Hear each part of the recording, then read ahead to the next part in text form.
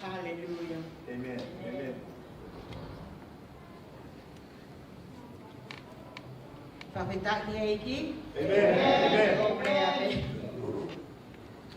Whamalo ko inga ko e tau ia eiki ko le whai ki tau mahi mo ui. Pea neo e tau ki kamata tō ui. Ka maha ko tai pe ia eiki.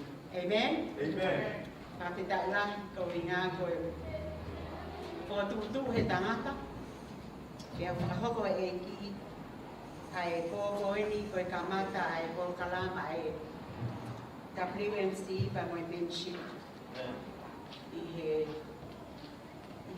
aho ko ni pe aku ko ha fia Oh, hallelujah. okay fia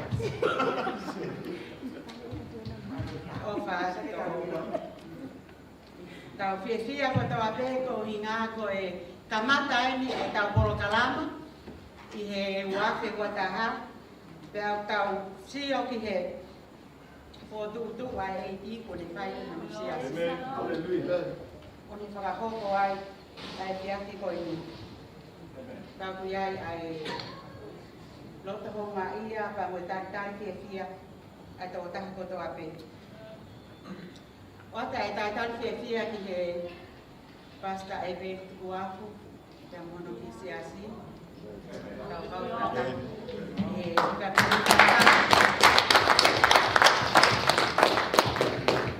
Pea mahalo ko ia pe mahalo na e se ase taka pele haurava mai mahalo ko ia pe ia